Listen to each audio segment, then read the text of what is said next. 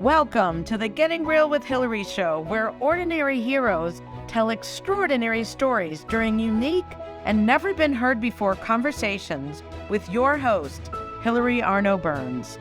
Hilary's unique listening and way of asking questions results in conversations that aren't usually talked about, so you can create the life that you really want but are afraid you can't really have.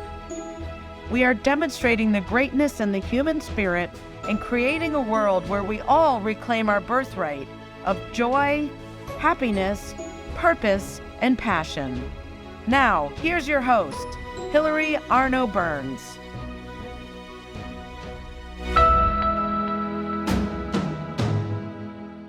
Welcome to the Getting Real with Hilary show, and today we have a very, very special guest.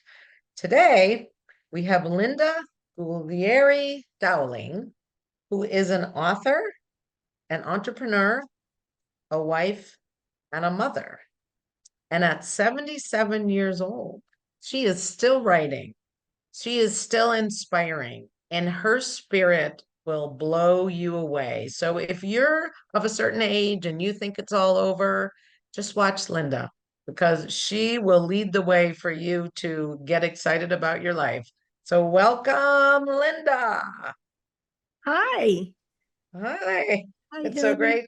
It's great to have you here. Thank you. So I know we talked, and so Linda, so I just read one of her books. This was her first book. It's called A Certain Remembrance, and I just read it. It's amazing. Linda, as a young girl, was already incredible. I guess you might call her precocious. She didn't know that as a little girl, you didn't start businesses and all this kind of stuff. No one ever told her that. So she just did, right? She started her own daycare. How old were you, Linda? Oh, well, I started the daycare. I was 13. Yeah. Yeah. So at 13, she started to take. Yeah. So anyway, you start. I know you have an earlier story from when, your mom had predicted that you would be a writer. Is that where you want to start telling your story? If you don't mind. Yes, I was 6 years old, and I was playing with an imaginary friend of mine. And I said, when my mom walked in the room, I just told her that I was playing with my imaginary friend. She said, "You have an imaginary friend?" And I said, "Yeah, it's from my imagination. It's not real." So she laughed and said, "You're going to be a good writer someday." So that was my 6-year-old experience. And when I was 8, I decided to go to the stores locally and ask them if they wanted to donate any crayons, coloring books, toys, what have you, because I wanted to go to an orphanage and bring them for the children at Christmas time. And I wanted to wrap them up and put their ages on it and their names and everything. So they did. And then I said, well, I need people to make hats, scarves, and gloves. So I decided to buy some material for that. I went to our local senior community, and the people there did end up doing that for me, the crocheting and the making of toys. And the administrative assistant told me back then that, well, you just inspired a whole bunch of people. They're no longer seniors. They feel like young people again. So I said, wow, okay, good. Keep it up. Now, Linda, can I ask you a question? Sure. When you were 8, when I was 8, I wasn't thinking about helping other children. I don't even know what I was doing, but I was probably swimming or something like that. Like, how did you get the idea for that? Do you remember? I know it was a long time ago, but like, why would you have even, or people may think that, but then they don't actually do anything about it. What was it that had you just go, I'm going to do this, or even know about it to do? Well, I don't know. I think I always felt like I had a sixth sense. And what I did was, when I was in kindergarten, I helped a young girl, one of my playmates, tie her shoes. Someone else helping them with a raincoat. But I was the same age as they were. I don't know where that came from. It just came. It just happened. And then when I was 6, that happened. And when I was 8, I did that. So by the time I was 10, my mom wanted to take me to Italy to visit my grandparents there. And we did. And my grandmother said, well, I'm going to go and do some stomping on grapes so we could make some wine. And I went, oh, fun. So I did with her. And that was interesting. And of course, we saw the sights and what have you at that point. But when I was 11, I almost died from pneumonia. But yeah, double pneumonia. But I came through it. Everything was good, which told me there was a purpose. I had a purpose. What was my purpose? I wasn't too sure yet. But by the time I was 13, maybe that's what made me do that. You know, the summer camp that I call it, actually. And my mom said, yeah, let's do it. I had about 8 to 9 children because parents were working. They figured, great, they could leave the kids there. And I ended Did you up, charge them? Did you charge them? yeah, very little, just a few dollars. I think it was $5 or something, you know. Yeah, it was. And then I started writing plays because how much time can we just play all day? So I said, I'm going to write some plays over the weekends, and I'm going to have you guys act them out. So we made up invitations. The parents came to the house in the yard with all the chairs because it's summertime. And my father went to the local Elks Club and whatever, got the chairs and what have you, set it up. And I charged each family $2 to get in. Yeah. And my grandmother was making all the outfits. I bought some material and everything out of my own allowance. And I decided, okay, let's do this. And we did. And it was fun. And everybody loved it. So that was just about when I was 13. Did you just do that for one summer or did you do it for many years? I did it for 2 summers, 2 actually. summers. Okay. I did it for 2 summers. And then, you know, with school and growing up, and I guess, you know, even though I wasn't dating or anything like that back then, it was, you know, I was too young.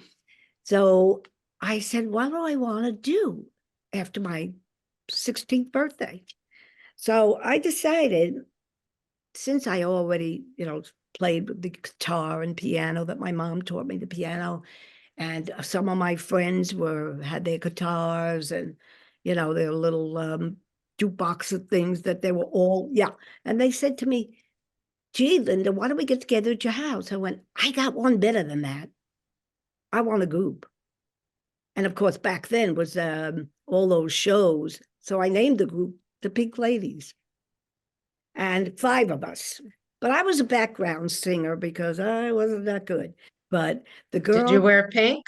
Did you always wear pink? Oh, yeah. We wore the pink suit at one point. And it was during the Vietnam era. So we would go, actually, one of the girls' father was in the Army. And he had a big station wagon. He said, hey, girls, I'll take you to the forts. You know, I was just going to do it in the local neighborhood or whatever. And we all like, okay, we got to do some studying here. And, you know, the Shirelle songs, all these songs. So one of them, I said, we got to do at the end of each performance is Soldier Boy. So we ended up, my parents, my grandparents, their grandparents made mega amount of food. So they had good Italian food while they were being entertained, the soldiers. And where did you do it? Where was the fort? Well, there's different forts in Jersey, Okay. Flynn, Queens, whatever. I don't remember the names themselves because I never really wrote any of that stuff down. But they were local soldiers that Yeah, hadn't shipped out yet or something? Yeah. Yeah, some of them were going to be shipped out the next day. And we also made friends with some of them where we could write to them, Hmm. you know. And And we enjoyed it. We enjoyed it. They enjoyed it. It was just, I felt it was a wonderful thing to do for somebody else. Yeah, You know, amazing. and yeah. And so, that, of course, some of this stuff you will be at more length of my book, and Yeah. you'll get it out of there as well. And unfortunately, I don't want to stay on it too long because I have so much to say, but when I was 17, I lost my mom to lung cancer from asbestos in the school that she taught. So we found that out later, that it was full of asbestos. And Linda, do you know if any of the other teachers got sick that were with her? out years later, one teacher had talked to me. She was one of my mother's best friends. She said, oh, there was quite a few that passed because of lung cancer. But that's all. That's all we talked about. Like, wow. And that was it, And 10 years after, but it's too late, to think about it, do anything about it, But Wow. yeah, and during the funeral and everything, I was the one who had to do all the phone calls. And my father went to the actual funeral home to make arrangements. And I decided that I couldn't do this alone. So I called my friend down the block, Rory, and she stayed with me. And then my father said, we're getting company from Connecticut, actually, my cousins. And he said, I'm sorry, but you're going to have to give up your room. Can you stay with one of your friends? That I wasn't too happy about, but I did. And one of my friends and I were together for the night. They brought me back to the funeral home the next day. And I noticed that all the front row was taken, the second row was taken. Yeah. So I said, okay, where do I sit? And my friends were all in the third row, and they just called me over, sit with us, Mm. So I did, and I think that's what made me strong. Because my grandmother, she had gotten up from her seat in the front, went to the casket, and unfortunately tried to lift my mother up. I was like panicking. I ran to her, stopped her, and I said, you can't do this. We have so many people. My mom was so well loved. There was people out the door. So I said, okay, let's calm down. She looked at me and said, you're like your mother. You're strong. She says, Oh, you're so mature. And so we carried on from that. But I think that's what did make me strong. I think that's what made me continue to help people and to move on and to go for what I dreamed for, because my mom always used to say to me, you need to get your dreams. Do it. Do it. And so I said, okay, I will. And so then at 23, I got married. I had children. I have 5 beautiful grandchildren. And then we got divorced. And unfortunately, after that, I did remarry the second time. And that was, not that long. But then in 2007, I met the man of my dreams. And mm. he is now my husband. And we've been married for over 16 years. And I now have a beautiful extended family. So then on 2018, I almost died. So that's when I realized I had what they call pulmonary edema, which is where the fluid goes into your lungs and eventually you drown. And also a non-cardiac cardiomyopathy, which is the fluid around your heart. So it's Now, actually, this was all at the same time? yes, yep, I had both same time. Oh. I guess I was going down, but I wouldn't have it. I wouldn't have it. I said, no, I got too much to do. I got too much to do, and I got to be around. So I just luckily got better. And then what rolls around but 2020 to 2023. But just prior to that, I decided, when my mom told me back then that I should be a writer, I decided to write. And that's when I ended up writing in 2021, completed on Amazon, my first book, A Certain Remembrance. So I kept writing because I was stuck in the house. I was compromised. I didn't want to go out and get COVID. So I just stayed in the house, did what I had to do. And I started writing my second book, okay, which was put on Amazon, and it was by the Troy bookmakers. They did that for me. And if ever any of you gets inspired with writing and you need help to have a book put on, or even them putting it on Amazon, because I wasn't very good at that, so they did it for me. And their number is 518-689-1083.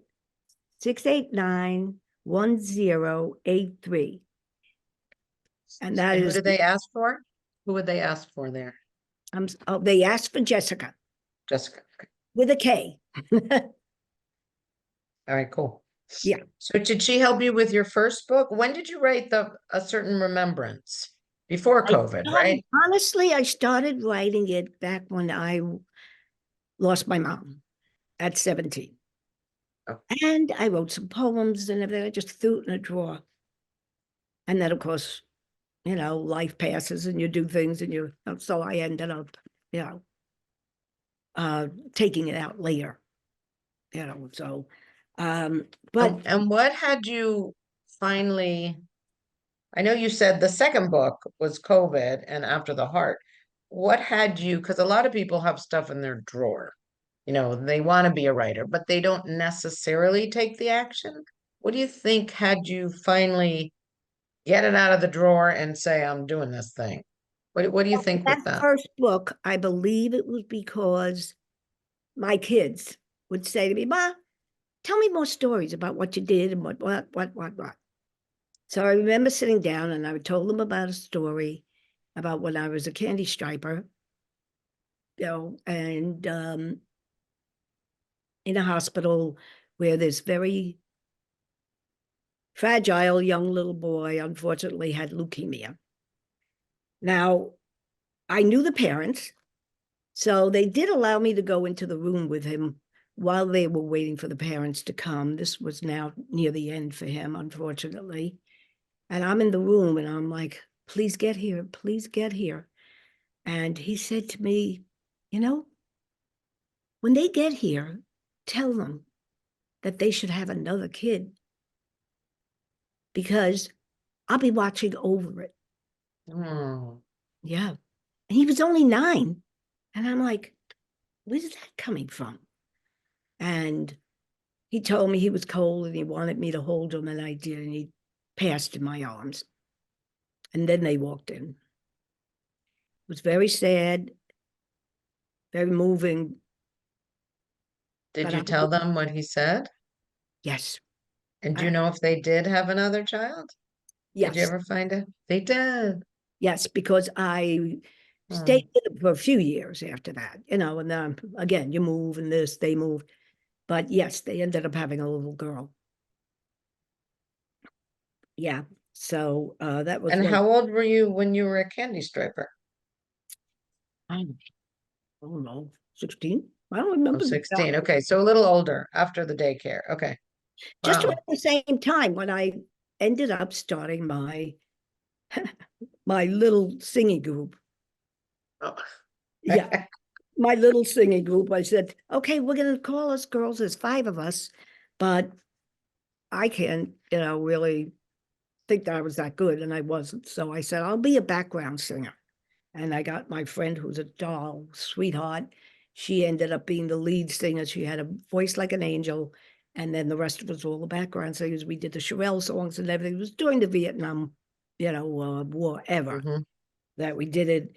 And then one of the fathers was a soldier. So he said, how about I have you guys go to the forts? I'm like, Yeah. huh?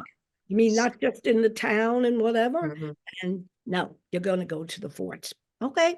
So he took us to Brooklyn, Queens, wherever there were forts. I don't remember, the Yeah. actual ones. So So how did that tie into the candy striping? Or it didn't? It was just two It separate things? It It didn't. didn't, Okay. other than when well, I guess it did in a way, because I worked at a VA hospital.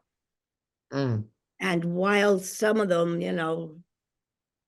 some of the people that were getting injured, as one way or another, that I ended up there and talking to them and their families. So I was always trying to keep the spirits up, mm, to keep everything positive, no matter what, you know. So yeah. yeah, so that, what's that? And of course, um, so I guess I don't know, I wanted to say a few things too. Okay. My stepdaughter had to help me with all this technology. I'm 77, what can I say? But I keep plugging away. So this is her card. You can look her up, Lori Murphy Coaching, Empowerment Coaching for Women. And Okay. I'm trying to read her number. Can you read that to them? It's what 518. 518 Yep. 573 Okay. 3277. 3277. Okay. She is absolutely, unequivocally amazing. And she got me through everything too. And she's been doing this for a while now, and she's doing very well. Also, I talked about the Troy books and Troy books made look at that. I go all over the place, even the mall. And I go, hi, how are you? Oh, look, I said, do you read? And they'll say, yeah, we love to read. Great. Here's a free bookmark. And then I'd say, that's me. And just leave it at that. And I found that some people did buy because of that. I thought Mhm, that was kind of cool. So, mhm. so I wanted to show everyone a scarf. I thought this was very, very interesting. My daughter-in-law bought me this scarf from the manuscript that I had for my first book, A Certain Remembrance. It's all on here. This is my book. So I wear my book around. Who does that, right? That's amazing. How did they do that? I guess I it's a don't know. company who does it, right? I don't know, but there, I have the thing here where she got it. If you'd like to Yeah. see it, you know, that's Oh, here it it. is. Okay. Yeah. Maybe I Okay, can. hold it up a little more. A little more. ITOGRAPHS.com. Okay. Thank you. That's really cool. What else? What else do you have at show and tell? Yeah. Now Any I other would thing? like, oh, I'm sorry. No, I said, what else do you want to show us? We Okay. have 7 minutes till the Okay. commercial. All right. I wanted to tell you that I wanted to just briefly, very quickly, because she did such an amazing job on a review and a 5-star for my second book, Lockdown, A Pandemic Experience. Her name is Mary. And she just says, like, Linda's approach to life is an inspiration to me. Throughout her life journey, I could see the depth of her love for her family and her dedication and her courage and her strength. I said, really? Wow. So I thought that was great. And she says it just like so many other people went on there. I appreciate it. I thank you all. There's like about 36 of them for the first book. And I love you all. And then now writing, I have 2 friends that really, really helped me during this. I know sometimes you may say to yourself, I don't know if I could do this. I really don't. And I said, yeah, you can. Maybe somebody will help you along. I have one friend, Virginia. She would take my calls and she would listen to me whenever I needed someone to talk to, or about my short stories that I'm doing now, my third book, which is called Imagination. And that third book will be going out probably on Amazon, I would say in the summer for that. And she kept me on track and she helped me. And I kept saying, I want to keep going. You're going to keep going. And then my friend Addie, she's the one who helped me with both my first book and is now helping me doing my third book. And that will also be going to the Troy Makers to get it done. But she's doing a lot of the work. She was guiding me through with my whole writing journey, actually. Okay, she would preview my work. She would discuss my strengths and my weaknesses. You have to take criticism if you want to make it, if you want to be able to learn from your mistakes and change it. And I also want to thank my whole family for everything that they've done, and friends. And on that note, I don't know, what else can I say? Well, we have our whole second half to get into your books.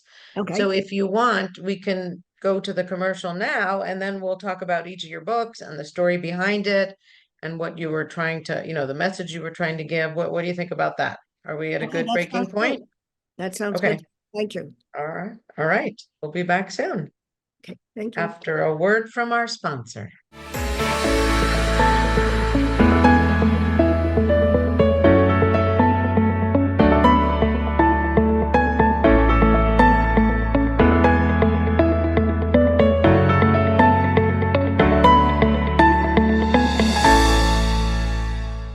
Has social emotional learning become just one more thing on your teachers' plates? Do teachers and students both find it boring and ineffective? Then bring Kikori to your school. Kikori transforms classrooms through experiential SEL activities that help students play, reflect, connect, and grow. Even better, students say it's more fun than recess. Schedule a no-obligation conversation at kikoriapp.com/bringkikori. Kikori.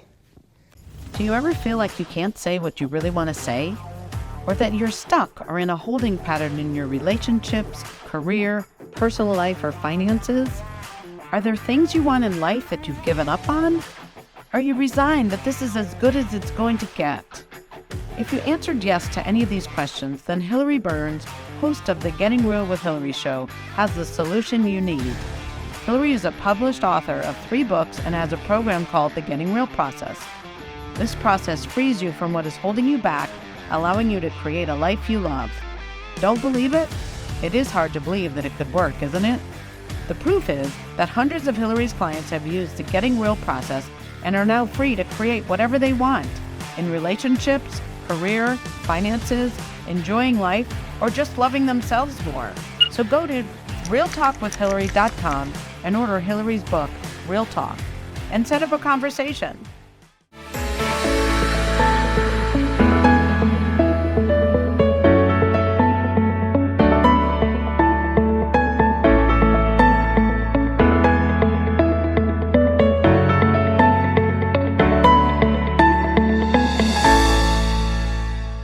Welcome back to the Getting Real with Hilary show, and thanks again to our sponsor, Kikori.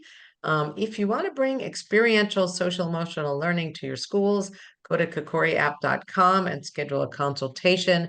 It really does bring back the social and the connections that our children are missing after COVID, and it's really important for our young people. And also, you can bring it into business if you want to create, connection, team, all that kind of stuff. It's phenomenal. So check that out. And also, as we promoted my Real Talk book, if there are areas in your life where you just don't think you can say something, or you don't even know what to say, but you just know things aren't the way you want them to be, check out the book. You can go to realtalkwithhilary.com and let's talk.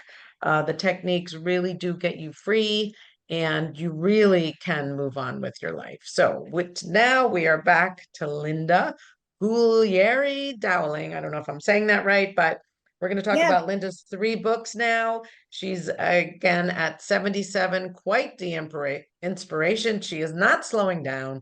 She, doesn't have the conversation about age, that's for sure. And I hope that, she's inspiring me. I hope she's inspiring you as well. So Which book, you want to start with your first one, or did we already cover that? That one's the one that I read, A Certain Remembrance.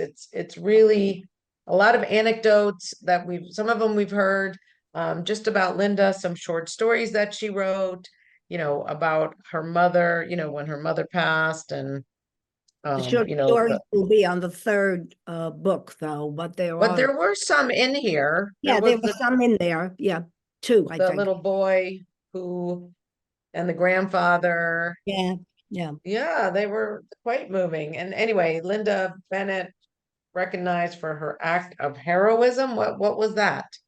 Oh, yeah. That was Bennett, but that was before I became a Dowling. I had just saved somebody on the LIE from having a heart attack. I just, had my own lab coat on, and I just tried to show him, and he was like pulling off to the side of the road. I mean, he would have, I don't know, had a horrible accident. But anyway, I just say, somebody stopped, gave me his phone. I called, and the ambulance came, and that's it. And then when I got back to work, of course, everybody there gave me a little party and all this. But So you saw a guy. Wait. You saw a guy. He was in his car swerving, right? Or was he on the side? No, he was swerving. So how did you get him to pull over? Well, I guess I kind of risked my own life. I went to the side, and I beeping, and I showed him where it says cardiology department, pull over. And he did, because he realized I was medical. I gave him his nitro. He had one left. And I gave him the nitro, and then they came and they took over. And I kept saying, oh my God, I got to get back to work, not realizing I just did.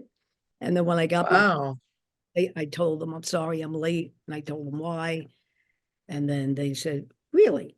So they just wrote that up in the, I didn't, they wanted to do it. So. But not everybody would do that, right? Well, first of all, some people might have just thought he's drunk or whatever, but how did you know that he was having a heart thing? Or you just knew your instincts I'm thinking again? that was my sixth sense coming through. I've been getting that throughout my life. If somebody, I would feel something, and then, gee, this person needs help, looking at them at school or something, and they're just sitting there, and and then I approach them and try to help them. I helped one boy who was frightened of his own shadow. And I guess we were in fifth grade then. And he didn't want to play on the playground with us, but I took him aside and I made him play volleyball. And I told him that, you don't want the ball to hit you, right? So catch it. We were playing handball, and everything. Catch it. And he did. And he felt so elated in being able to do that, because he used to hide behind a tree while we all played. So, I mean, this is another thing, but I just got these feelings, and I guess that's how I felt then too. That I said, this isn't right. It's in the middle of the day. Why is he swerving like that? This isn't right. So that's how I managed with that. Wow. Because, just so you know, not everybody would have done that. Do you know what I mean? Like, you get the sixth, whatever, sense and do it. You act on it, which has you make a big difference for people. So thank you for doing that. Yeah, it's huge. Yeah. But okay, so that was in the book. Let's see what else. There was a lot of things. I mean, it's quite the book. You can get it on Amazon. It talks about, I know you kind of skimmed over them, but when your first marriage ended and you had these 3 children, I mean, I know you're just a person who just takes care of things and blah, blah, blah, blah, blah. Did you ever feel sorry for yourself? yeah, I have to admit I did at times at night when I think about it on my own, but then I turn around and say, no, tomorrow's another day. And I'm going to make that day as special as yesterday was. Today, okay, I got by. So you never allowed yourself to feel like a victim? No. Or not for very long? I mean, that's amazing. I think, I think everybody does at one time or another, but no, not for very long. My important thing was to keep my children in a good school district, to keep them educated so they can grow and they can go on their own and all. So I ended up starting one business, which was the catering business, and I got involved with caterers. And I said, okay, I'm going to have parties. And I sent out my cards to everybody. And before I knew it, I was doing all these parties, sweet 16s, this, that on Long Island, because these people party. And were you cooking? Were you the chef or you got other people to cook? no, a Oh, friend of oh, mine was doing some of the cooking because her husband had left her and she was there with a baby. And her father made her kitchen downstairs in her basement, and she was doing that. But I mostly went to both an Italian and a Jewish delicacy, delicatessen, whatever. yeah. I used them for the various types. If it was Jewish people that wanted kosher or whatever, I would do all of that. And they would do the deliveries. They would do all of that. Oh, so And you then were just the middleman. You were the middleman? kind of, but I started it, yes. And what I did with my people that I worked with, the women needed extra jobs. They were bringing up kids on their own. So I said, okay, you want to be one of the waitresses?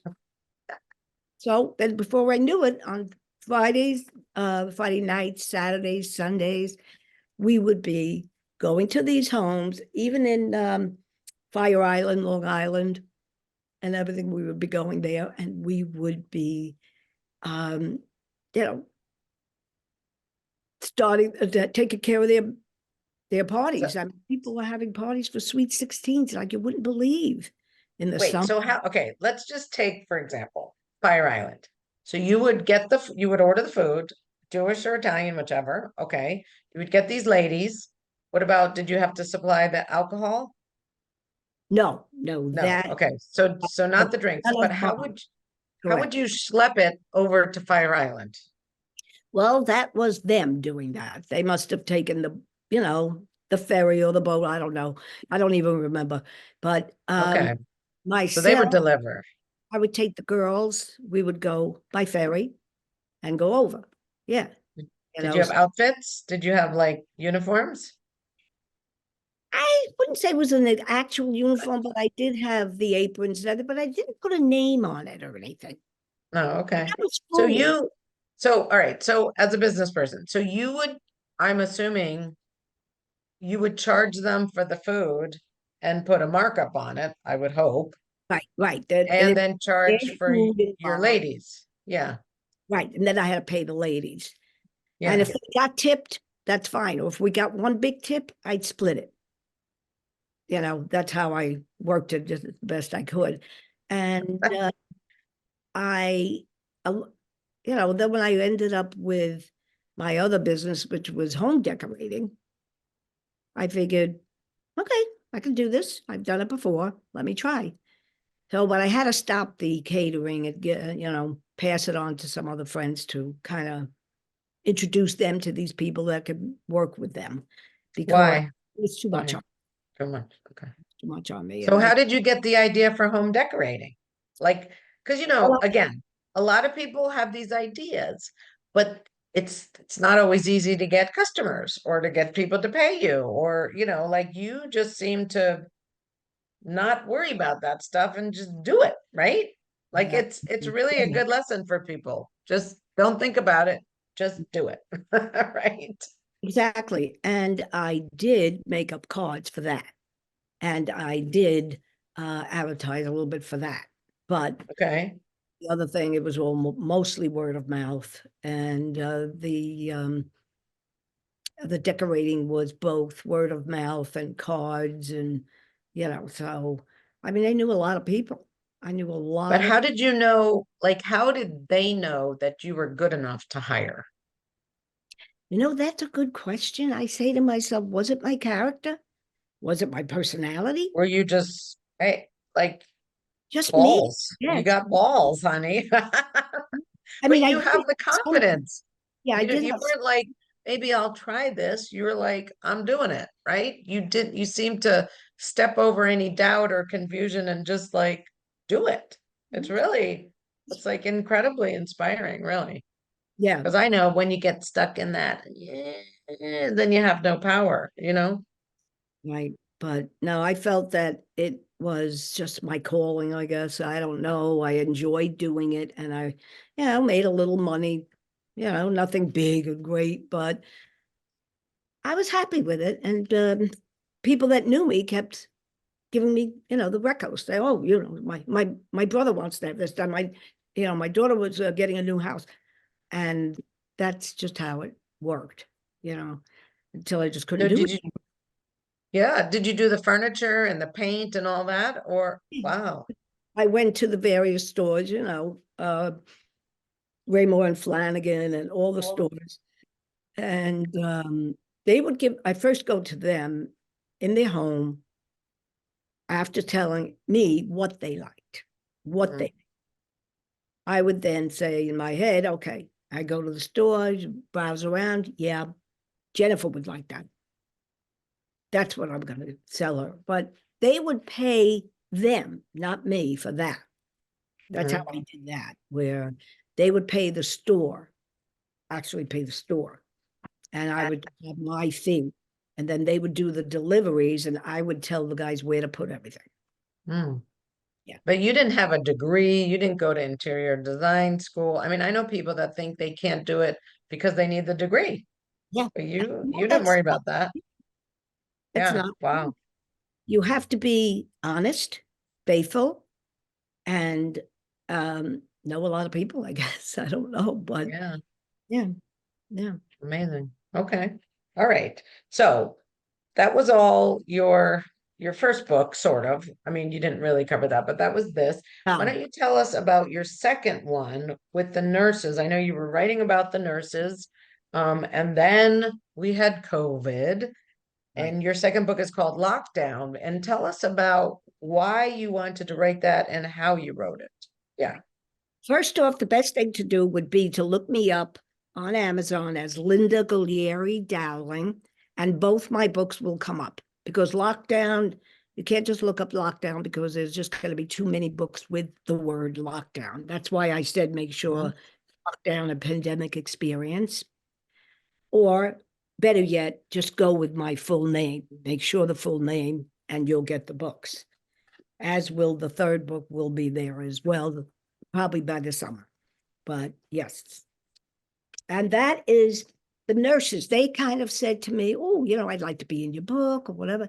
Yeah, let's do this thing. And I interviewed them. And in the back of the book, they gave their bios as to why they wanted to become a nurse. And let me tell you, their stories are so innovating, unbelievable that, wow, that's the reason why you became a nurse? Or, it was very interesting. And then I just went right into COVID. So the book itself is both a novel, historic, fiction, nonfiction, and it depicts the exact time things happened during 2020 to 2023. So they talked about their COVID experiences in addition to why they went in addition to why they went into nursing, right? Or no? Was it It all was prior? also set. I said it, okay, in a hospital where they ended up, even though they would never work there, or if they did, they only worked for a short time. That's where the Okay. fiction comes in, where, Okay. and then they told me some of their experiences just being a nurse, and I used that as part of the novel. Okay. So, like so-and-so was running through the hallways. I think she was crazed, and the nurses were running after her, whatever, happened. And then, of course, with COVID, I managed to be glued to the television to research everything, to learn everything I could about it. And I made this both also with some funny little things the girls did at Christmas time for the children.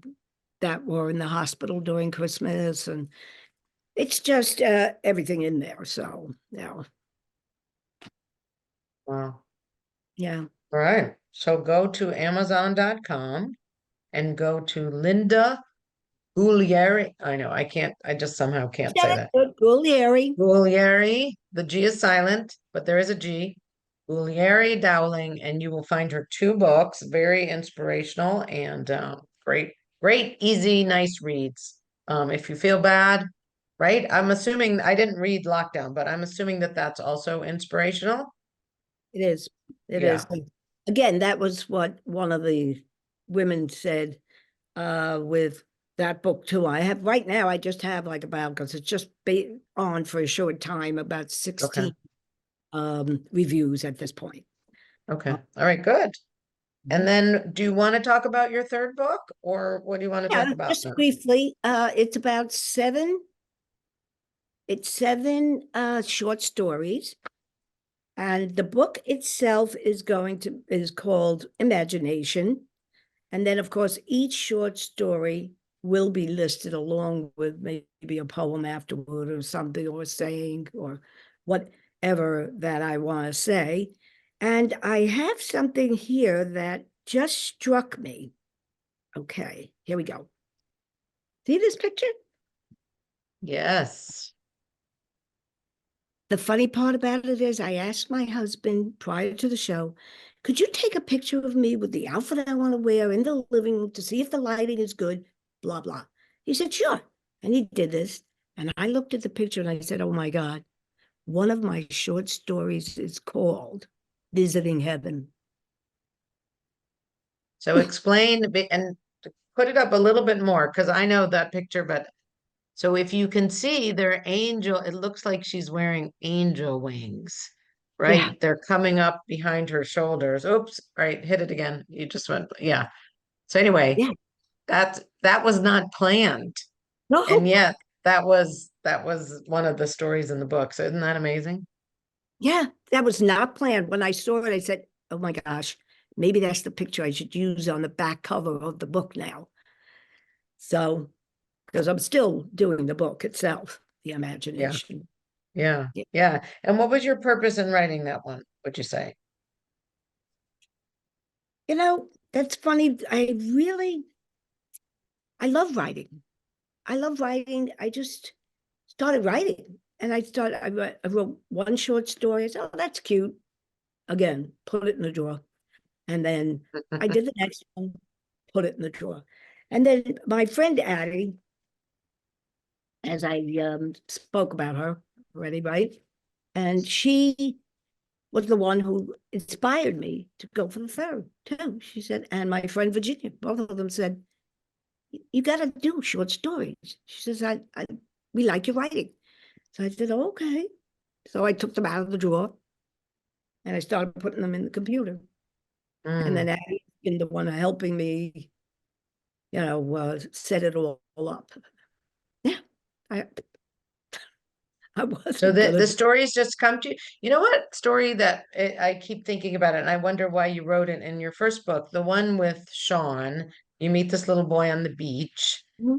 and he takes you back to the grandfather. His parents had been killed, right? So he was now an orphan, but his grandfather had him. And then when the grandfather passes away, I mean, I'm saying it's you, but whoever the main character was takes the boy, adopts him, and he grows up with them. Did that happen to you, or you just got inspired by that story? That's just an inspiration. They're all fiction. Yeah, Okay. they're all fiction. Yeah, same But it was thing. such a nice story, but I know that you do adopt people and you have people throughout your life that just come. She takes them in as their family. People were emailing me with the links. Who is this? This is I guess it was your stepdaughter and then your daughter-in-law, and then the friends, and this one's adopted, the ones that were helping you with the computer. So it was like, wow, she just kind of accumulates people in a wonderful way. So Don't know yeah. how I do that, but yeah, I do. I do. Okay, kids, you're all mine. And I'll tell you one thing, though, that did happen to me when I was in a car accident back on Long Island. those kids came up to the hospital to see me. Not all of them, but, a few came up to the hospital to see me. And I said, oh, wow. The kids are, my daughter's friends or whatever, things like that. But I tell you, I just love being around people. I love doing things for people that I'm able to do. And I try not to say, hey, I can't do that. I never say that now. I always say I could try. And if I don't accomplish it, okay, I'll go on to the next thing. Never put yourself down. Never tell yourself I can't do it. Because 9 times out of 10, you'll be shocked that you could. And I mean, I say that to everyone. I say that, my friends, my family, just people around. If I see someone that looks sad, whatever, like I told you, as a child, I had that sixth sense of seeing someone that wasn't right, didn't feel right. So I try to go over and do something about it. And I guess summing it up, I want to thank everyone for their support and their love and their encouragement. And I always say to everyone, no matter what you pick, and say, oh, I can't do that. You can do it. You got this. But if you think you can't do it alone, then please seek help, and you will get it, and you will continue, and you will do well. That's one of my things that I say to everyone. I encourage them to sort people that can help you. And that's why I also introduced my stepdaughter, who is a life coach for women. So that's one thing right there. And I guess I just, kind of, So what would you, if you had a vision for the world in 5 years, what would you want to see the world become, or you leave your mark? I would like to see peace. I would like to see love. I would like to see people interact with each other. What is this? Okay, my country can help you with this. I'll help you. Your country can help me with that. Just help each other. Be there for each other. And I just say to everyone, I say, you can all live well, live strong, and live long if you give yourself that chance, that pat on your back, and just say, I can do it. It's really sad what's going on right now. Everybody should have food in their mouth. Every child should have clothes on their back. And I don't want to get politics or anything, but I think we need to, work more on it. All of us. Yeah. Together. Together. Yes. Together. Yes. All right. Well, thank you, Linda. Thank you so much for being who you are, for your inspiration to all of us, for your can-do attitude. I think more of us need that, and stop being afraid to fail or not know how or whatever, and just ask for help. So really, thank you for who you are for the world. Thank you. Thank you for watching this episode. I started getting real with Hilary when I discovered that I was a people-pleasing, pleasant phony and wanted to be more of my real self. We can grow together if you will like the show, subscribe to my channel, and share this episode with your friends and family so that we can have a world that's more real.